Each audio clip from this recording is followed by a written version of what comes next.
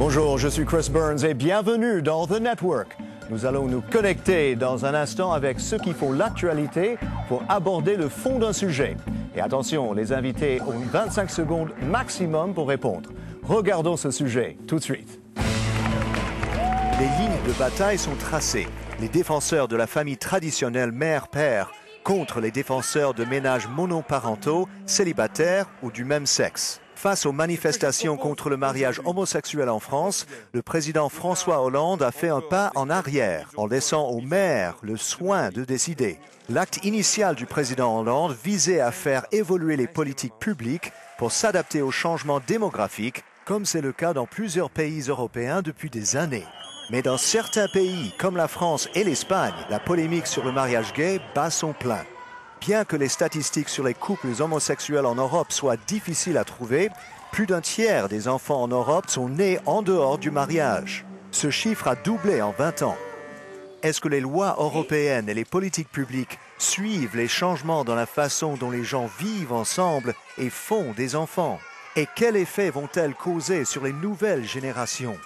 Alors, connectée dans cette émission de The Network, Sophie in 't Veld, ici au Parlement européen, vice-présidente de la Commission parlementaire des libertés civiles, de la justice et des affaires intérieures et membre de l'intergroupe sur les droits des homosexuels.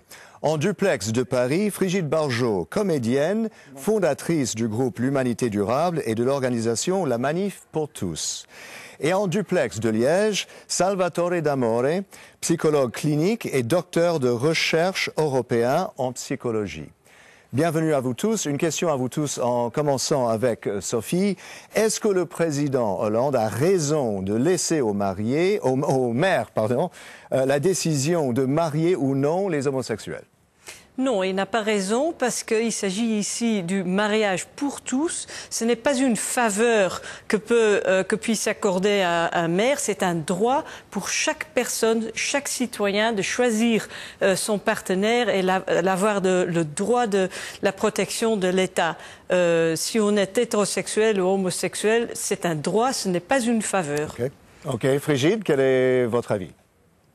Mon avis, c'est qu'il ne laisse pas du tout la liberté aux maires et qu'en fait, la loi doit s'imposer, d'après ce qu'il dit, en tout cas ce que disent ses ministres, à tous les maires et ils seront dans l'illégalité s'ils ne marient pas des couples homosexuels, ce que nous contestons bien évidemment, parce qu'au-dessus de la loi, il y a la liberté de conscience et 81% des Français sont d'accord avec cela. Salvatore, comment résoudre cette question?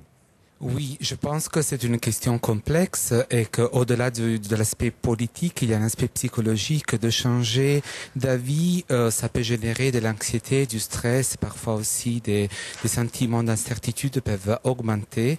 Donc, nous pouvons, en tant que psychologues, mesurer ces effets sur les couples, les familles et les enfants.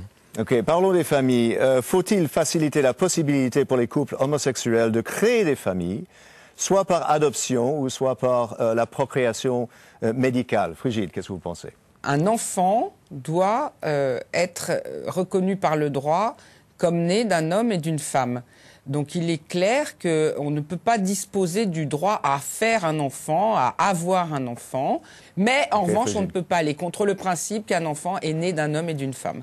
Sophie, c'est depuis des années que les familles ont des enfants, les familles homosexuelles ont des familles en Hollande. Mais je crois que ça marche très bien. Ça se voit d'ailleurs que le ciel ne nous est pas tombé sur la tête depuis qu'on a ouvert le mariage pour tous. Le pays marche très bien et je crois qu'il faut reconnaître que ces familles existent. Donc c'est mieux d'accorder la protection de l'État. Et Madame a parlé à juste titre de la protection des enfants. C'est dans l'intérêt des enfants de les reconnaître. Ok, mais Salvatore, Frigide, vous avez quelque chose à dire là? Je suis d'accord, ça c'est pour la reconnaissance de l'éducation, c'est la reconnaissance de la parentalité, mais on ne peut pas toucher à la réalité qu'un enfant vient d'un homme et d'une femme et il faut reconnaître la sexuation. Un enfant doit avoir accès à ces deux origines, à cette bifiliation sexuée. Mais il y a beaucoup d'enfants qui sont élevés par des parents qui sont de très bons parents, mais pas nécessairement les parents biologiques. Le fait qu'un enfant se trouve dans un contexte harmonieux, où ils se sentent protégés. Ça, c'est le plus important. OK, Sophie. Très bien, Salvatore. on peut pas... Oui. Je veux donner un mot à Salvatore, le pauvre, il est là-bas. Allez-y. Oui, je voudrais dire par rapport au débat qu'on est en train d'en commencer qu'effectivement, l'orientation sexuelle d'un parent ne prédit pas l'évolution de l'enfant. C'est plutôt la qualité des processus familiaux, la capacité de la famille d'être famille, de faire famille, de répondre aux besoins évolutifs de l'enfant, mais on ne peut pas soutenir à la lumière des recherches internationales et très très documentées que l'orientation sexuelle d'un parent prédit la qualité du développement. Si les familles homosexuelles ne sont pas légales, il manque ces droits pour les avantages fiscaux à la retraite. Qu'est-ce que vous pensez, Salvatore? On peut faire une nouvelle union civile. En France, c'est le cas. Enfin, en France, au lieu de changer la structuration et le principe même de filiation homme-femme, on peut faire des lois par disposition qui égalisent le droit fiscal, l'éducation parentale. OK. Salvatore. Ce qu'on sait des recherches, c'est que l'absence de droit, l'absence de reconnaissance légale, juridique, sociale, symbolique, si on veut, crée du stress, crée de la souffrance. Et bien sûr, les familles se trouvent dans un flou, dans un vide qui est pernicieux tant pour l'enfant que pour la famille toute. Mais si on a 1 million de divorces en Europe chaque année en Europe, est-ce que les gouvernements ne devraient pas être plus ouverts à des autres arrangements que le mariage? Je demande à Sophie. Ben si, c'est ce que je vous... Non, mais mais il s'agit, et je répète, il s'agit ici du mariage pour tous. On ne peut pas dire on donne le mariage à une section de la population, mais on nie ce droit à d'autres.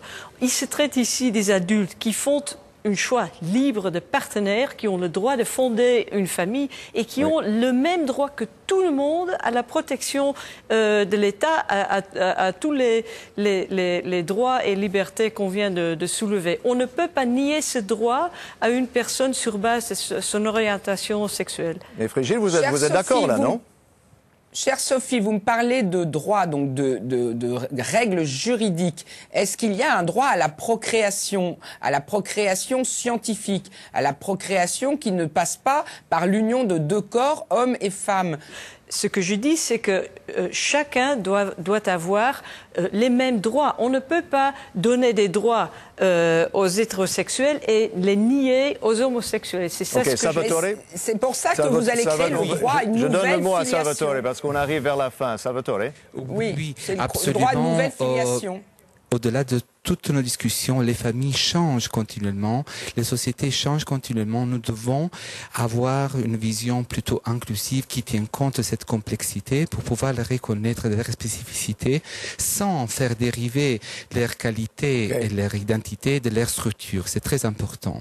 Merci Salvatore. Malheureusement, on arrive à la fin de cette émission. Je voudrais remercier nos invités Sophie In 't Veld, Frigide Barjot et Salvatore D'Amore. Je suis Chris Burns et merci de rester connectés sur The Network.